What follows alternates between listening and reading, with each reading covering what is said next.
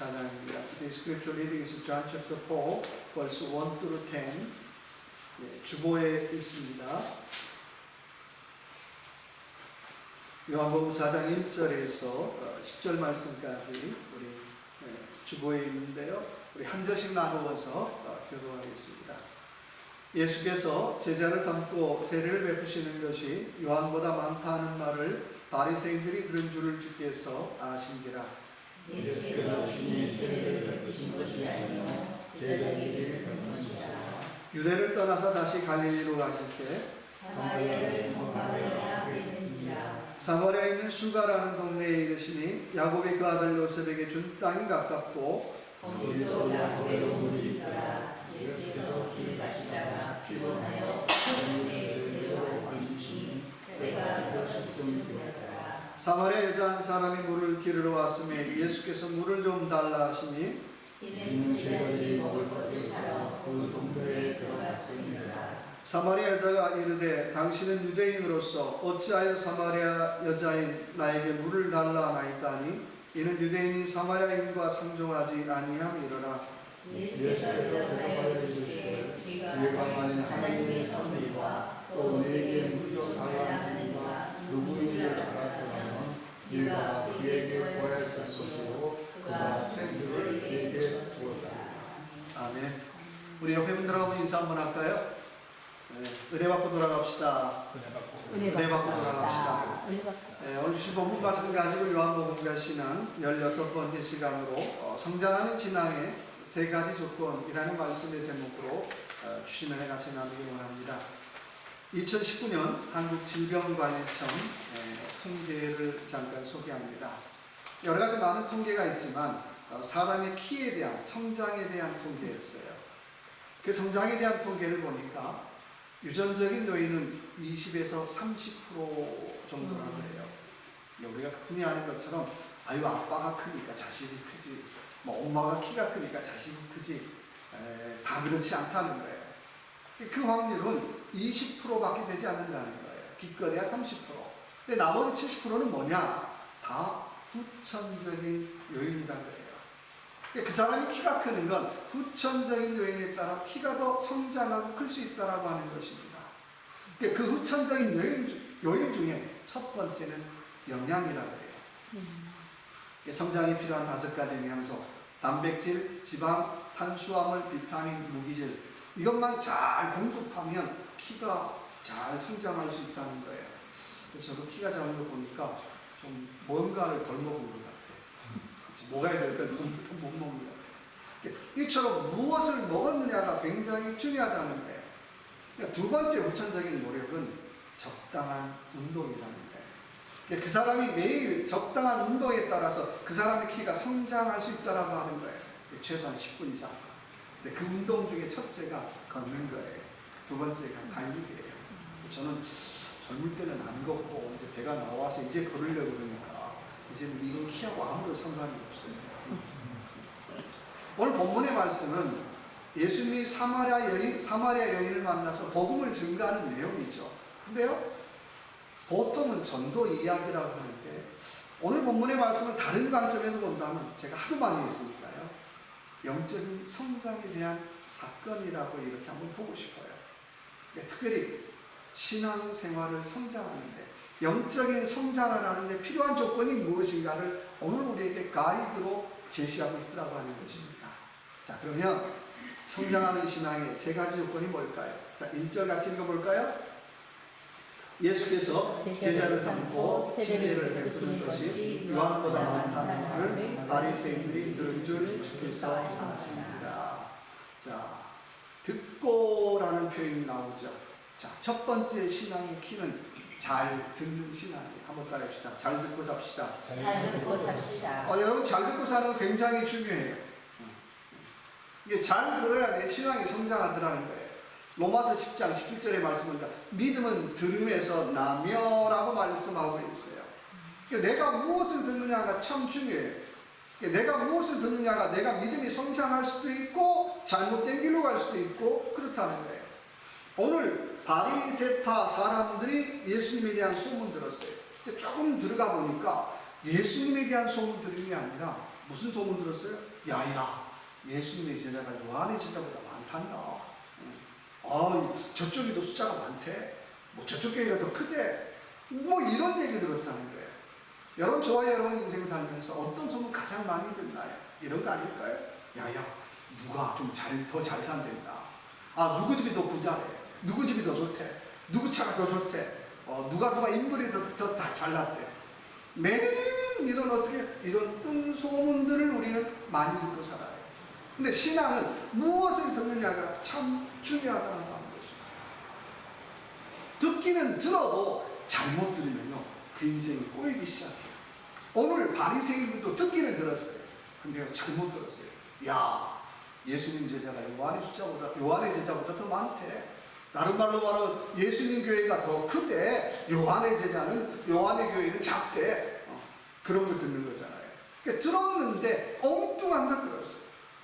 그러니까 정말 들었다는 건 예수님이 전한 진리를 들어야 되잖아요. 그러니까 요한이 전한 복음을 들어야 되잖아요.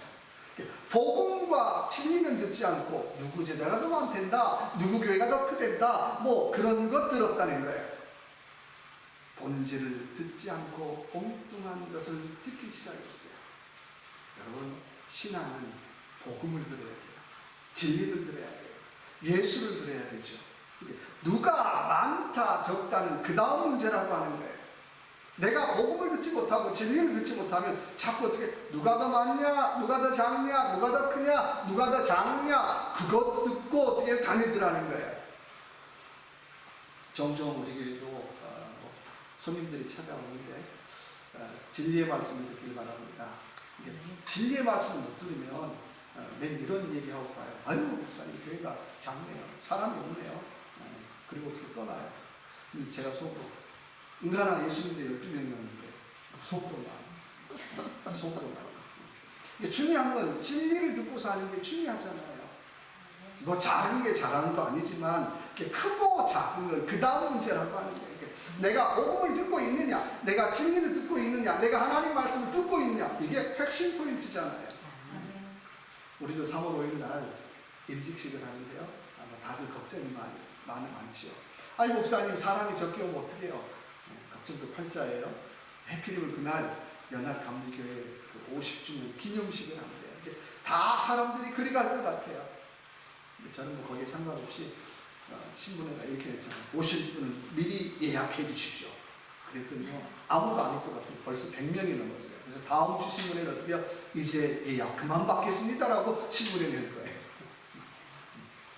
중요한 건 사람들이 얼마나 많이 오느냐 안 오느냐가 중요한 거 아니잖아요. 정말 중요한 것은 정말 이 임직식을 축하해 줄 사람이 오느냐, 이 임직식을 통해서 하나님 앞에 영광 돌릴 사람들이 오느냐, 이게 더 중요한 거잖아요. 왔는데 아이고 불났더니 이제 공사 중이구만. 아이고 불났더니 어떻게 뭐 수리 중이네. 아이고 피아노 소리도 엉망이네. 아이고 아직 멀었네. 이렇게 구경꾼들 많이 오면요 소용없다는 거예요. 그러니까 정말 축하해 줄 사람들이 많이 와야 되잖아요. 그럼 복음은 뭐예요? 복음은 정말 본질을 듣는 거예요. 많다 적다는 그 다음 문제라고 하는 거예요. 본질만 들으면 돼요. 정말 복음을 듣고 살면 오늘 말씀 보니까 다르게 살아요. 어떻게 다르게 삽니까? 3절 볼까요? 유대를 떠나서 어떻게 해요? 다시 갈릴리로 다시. 그러니까 정말 복음을 들은 사람은 다시 갈릴리로 가요. 갈릴리가 뭐예요? 예수님 별명이 뭡니까? 갈릴리 사람 예수예요. 고향이기도 하지만 예수님의 사명지기도 하고 하나님께서 그에게 부어주신 사명이 있는 곳이기도 하잖아요. 그에게는 아이고 나는 거기 관심 없고 나는 내 사명 따라갑니다. 나는 내 소명 따라갑니다. 아이고 나는 내가 지켜야 될 자리 지키러 갑니다. 그 얘기잖아요. 교회도 마찬가지예요. 저와 여러분이 하나님의 일을 하는데 맨날 박수만 칩니까? 때로는 핑거 포인트 하고 애매하게 얘기하기도 하고 그래요. 근데 그 말 다 들으면 저부터도 섭섭병에 빠져서 아이고 이러죠. 근데 다시 한번 그럴 때마다 어떻게요? 일어나서 내게 주신 갈릴리를 찾아가는 저와 여러분 되시길 주님의 이름으로 축원합니다. 하나님, 내가 서야 할 자리가 어딥니까? 내가 일해야 할 자리가 어딥니까? 내가 지금 해야 할 일이 무엇입니까? 그거 찾으라는 거예요. 많고 적으면 그 다음 문제로 하나님, 사람들이 뭐라고 하든지 간에 나는 내가 서야 할 자리에 서서 내가 감당해야 할 일 내가 하겠습니다. 하나님 내게 주신 사명 내가 감당하겠습니다. 내게 주신 갈릴리 내가 소홀히 하지 않겠습니다. 다시 나는 갈릴리로 가겠습니다 라고 고백할 수 있는 저와 여러분의 삶이 되시길 주님의 이름으로 축원합니다. 그래서 우리에게 갈릴리가 있다면요, 한눈을 덜 팔아요. 한눈 파는 게 아니라 덜눈 팔고 살아요. 덜눈 팔고. 한눈 팔고는 안 되고 덜눈 팔고 사는 거예요. 그렇죠? 두 번째는 우리 4절 볼까요? 사마리아를 통과해야 하겠는지라. 자, 두 번째 신앙은 통과하는 신앙이에요. 한번 따라합시다. 통과하는 신앙. 내가 잘 들었으면 두 번째는 통과하는 신앙을 가지는 거예요. 누가 잘 듣고 살면 사마리아를 통과해요. 늘 얘기하는 것처럼 사마리아는 사람들 별로 안 가고 싶은 곳이에요.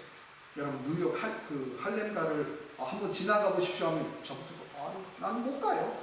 나 잘못하면 죽을 텐데 나 못 가요. 아무도 가고 싶어 하지 않겠죠. 다 그 동네에 피해서 다닐 거예요. 오늘 사마리아가 그거하고는 좀 다르지만 비슷해요. 사람들이 별로 가고 싶지 않은 동네예요. 사람들이 별로 하고 싶지 않은 일이에요. 별로 어떻게 하고 싶지 않은 그런 환경이에요. 근데 중요한 건 어떻게 해요? 성장하는 신앙의 두 번째 조건은 그걸 어떻게 해요? 묵묵하게 통과해 보고 있더라고 하는 거예요. 여러분, 신앙은 내가 통과해 보는 만큼 성장해요. 신앙은 내가 통과해 보는 만큼 영적인 실력은 늘어나더라는 거예요. 아이고, 난 이거 못해요. 난 저것도 못해요. 그럼 여전히 어떻게 해요? 제자리거든요. 누가 어떻게 해요? 아이고, 잘 모르겠고 한번 통과해 볼게요. 한번 트라이 해볼게요. 한번 해볼게요. 자꾸 통과해 볼 때 그 사람의 믿음이 성장하더라고 하는 것입니다. 히브리서 11장에 보면 유명한 믿음으로 산 사람들의 얘기가 나와요. 33절 이하에 보면 이렇게 말씀하고 있어요. 어떤 이들은 믿음을 위하여 희롱과 채찍질도 받고 옥에 갇히는 시험도 받았다. 그리고 이런 사람을 가르쳐서 이렇게 얘기하고 있습니다. 세상이 감당치 못하는 사람이라고 얘기하고 있어요. 믿음으로 산 사람들을 가리켜서 세상이 감당치 못하는 사람이라고 평가하고 있어요. 여러분, 인생은 두 종류의 사람이 있죠. 세상이 감당치 못하는 사람. 두 번째는 어떻게 해요? 세상을 감당하지 못하는 사람. 말은 비슷한데 나는 어느 쪽일까요? 나는 세상이 감당치 못하는 사람인가? 아니면 나는 세상을 감당하지 못하는 사람인가? 말은 비슷한데 의미는 전혀 다른 거예요. 세상이 감당하지 못하는 사람은 힘들어도 믿음으로 통과해 보더라는 거예요. 저희 교회에는 많은 젊은 목사님들이 있어요. 근데 종종 저도 늙진 않았는데 저보다 어린 목사님 만나는데 지난번에 만날 때도 그렇고 이번에 만날 때도 그렇고 맨날 똑같은 거예요. 목사님 목회가 힘들어 죽겠어요. 목회가 힘들어 죽겠어요. 제가 똑같은 얘기예요. 저도 잘 못하지만 야 인간아, 목회가 쉬우면 목회냐? 목회가 쉬우면 목회냐? 힘드니까 목회지. 그렇잖아요. 쉬우면 누구든 다 할 거 아니에요. 힘드니까 목회지. 힘드니까 주의 일이지. 목사님, 장로님, 권사님, 안수집사님 다 어떤 직분자예요? 항존 직분자잖아요. 왜 그 일이 그렇게 힘들죠? 힘드니까 항존직이지. 그렇잖아요. 쉬우면 아무나 다 하겠지요. 그렇잖아요. 힘드니까 항존 직분이라고 얘기하고 힘드니까 어떻게 해요? 중직자라고 얘기하는 거예요. 세상의 중직자는 어떤 사람입니까? 회사에서 편한 책상에 앉아서 도장 꽝꽝 찍고 결제하고 힘든 일, 더러운 일, 어려운 일 안 하는 게 중직자예요.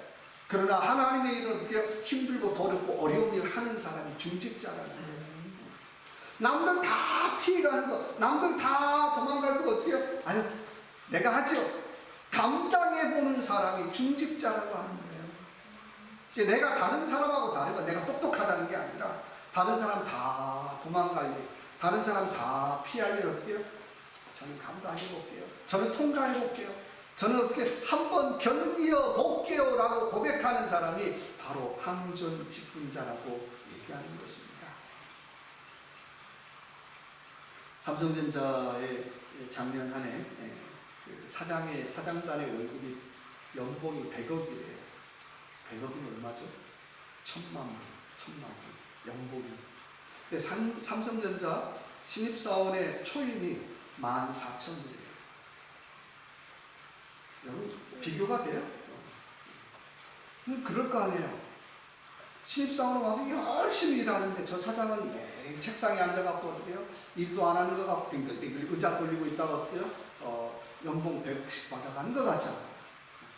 14,000불 대 100억, 14,000불 대 1,000,000불, 도대체 그 차이가 뭘까요? 책임감의 차이라고 하는 거예요. 14,000불짜리 직원은 어려운 일, 더러운 일, 힘든 일 어떻게 다 피하면서 아니 나한테 안 해. 내가 뭐하고. 근데요, 1,000,000불을 받는 사장은 어떻게 해요? 어려운 일이 있어도 어떻게 피하지 못해요. 통과하고 싶지 않은 일이 있어도 어떻게 통과해야 돼. 감당하고 싶지 않은 일도 어떻게 감당해야지 1,000,000불 연봉을 받더라는 거예요. 우리 하나님의 일도 마찬가지라는 거예요. 내가 이거 피하고 저거 피하고 저거 피하면 어떻게 늘 내 신앙은 제자리 걸음뿐이라는 거예요. 내가 믿음이 성장한다는 건 내가 어떻게 좀 힘들어도 감당해 보겠습니다. 어려워도 내가 피하지 않겠습니다. 내가 어려워도 내가 도망가지 않겠습니다. 그게 성장하는 믿음의 신앙생활의 모습이라고 하는 거예요. 제가 나이가 조금 들어가면서 애들이 가끔 그런 얘기를 해요. 아빠, 나이 들면서 좀 까탈스럽지 않았으면 좋겠어. 농담으로. 야, 엄마, 내가 뭘 얼마나 까탈스럽다고. 아니, 주변에 그런 분들이 많잖아. 이게 나이 들어가면서 까다로운 사람들이 많다는 거예요. 영어로 피키하다 그러잖아요. 그래서 가만히 한번 생각해 봤어요. 내가 그럴 수 있겠구나. 내 주변에 사람들이 없다는 건 내가 피키하다는 거죠. 자꾸 어떻게 내가 힘든 것, 어려운 것, 내가 자꾸 도망다니는 것 같아. 주변 사람 보면 에이, 저 사람 까다로워. 힘든 사람이야. 그래서 가만히 보니까 목회자들이 그런 사람들이 많아요. 그러니까 외롭지요. 그래서 제 마음에 소원이 하나 있다면, 하나님, 내가 나이 들어가면서 싫은 것이 좀 줄어들기로 원합니다. 뭐 다 좋아할 수는 없지만 좀 싫은 것이 좀 줄어들기로 원합니다. 이거 싫어서 안 돼! 저거 못해! 이게 아니라 진리 아니면 어떻게 싫은 것도 어떻게 해요? 하나님, 내가 통과해보기 원합니다. 어려운 것도 한번 내가 통과해보기 원합니다. 때로는 어떻게 내가 마음에 들지 않아도 하나님 한번 내가 통과해보기 원합니다. 여러분, 하나님의 교회 여러분 다 마음에 들겠어요? 근데요, 여러분 그런 마음 가지시면 좋을 것 같아요. 교회가 의논해서 결정하는 게 어떻게 한번 통과해보자. 끝까지 내 마음에 안 들어가 아니라 어떻게 해요? 하나님 좀 통과해보기를 원합니다. 내가 도망가지 않기를 원합니다. 제가 지난번 늘 얘기하는 것처럼 제가 경상북도 영덕에서 목회할 때 얘기했잖아요. 다시 한번 할게요. 시골교회 제가 섬길 때 누가 동네에 있는 이웃이 와서 교회 마당에다가 교회 카펫에다가 똥을 쌌어요. 그 똥을 저희 교회 권사님이 제일 먼저 봤어요. 권사님이 와가지고 보고 주변에 있는 권사님들 다 불렀어요. 그리고 하는 얘기가 똥 색깔을 보니까 어젯밤에 술 처먹었네. 이건 틀림없이 박씨똥이야. 뭐 목사님이라 그래! 그런 거예요. 제가 왔죠. 권사님 왜 이 똥 싼 놈, 박씨 그놈 빨리 불러라. 권사님 나이가 많으니까. 근데 여러분, 범인 잡아 뭐 할 거예요? 그쵸? 똥은 범 사람이 빨리 치우라는 거예요.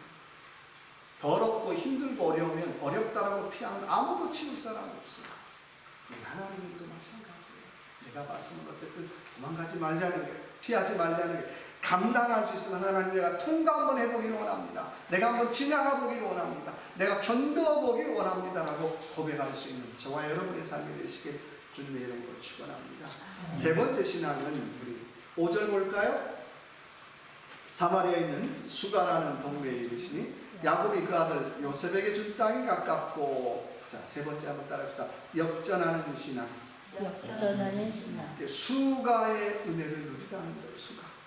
수가라는 말은 히브리 말로 시카르라는 말로 마지막이라는 뜻을 가지고 있어요. 마지막. 해피는 수가는 어디의 마지막이에요? 사마리아의 마지막 동네라는 거예요. 해피는 그 동네가 마지막 동네라는 거예요. 근데 하필이면 그 마지막 동네에서 오늘 역사가 일어나고 있어요. 조금 좀 상상을 해본다면 지금까지 수많은 동네를 다 지나왔는데 아무런 역사가 안 일어났어요. 하필이면 어떻게 수가에서만 역사가 일어났다는 거예요. 수가에서만 하나님의 놀라운 역사가 일어났다는 거예요. 마지막 동네에서 역사와 기적이 일어나고 있습니다. 이런 은혜를 사모하고 살아가는 저와 여러분의 삶이 되시길 주님의 이름으로 축원합니다. 그래서 하나님 우리 가정이 수가가 되기를 원합니다. 하나님 우리 사업장이 수가가 되기를 원합니다. 하나님 우리 교회가 수가가 되기를 원합니다. 여태까지 아무 일 없었는데요. 아니에요. 그래도 우리 교회가 수가가 되기를 원합니다. 마지막 역전의 은혜를 누리기를 원합니다. 우리 가정 마지막 역전의 은혜를 누리기를 원합니다. 우리 사업장 마지막 역전의 은혜를 누리기를 원합니다. 아마 주변 사람들은 그럴 거예요. 여태까지 아무 일 없었어요. 여태까지 그냥 그랬는데 뭘 특별한 일? 아니에요. 여태까지 아무런 일이 없었으니까 이제 어떻게 하나님 우리 가정, 우리 사업장, 우리 교회가 수가가 되어서 마지막 역전의 은혜가 일어나기를 원합니다라고 하는 그런 사모함과 고백이 있는 저와 여러분의 삶이 되시길 주님의 이름으로 축원합니다. 구약의 룻기를 읽어보면 가장 많이 만나는 단어가 뭐죠? 헤세드, 헤세드. 하나님의 자비, 하나님의 은혜라는 뜻이에요.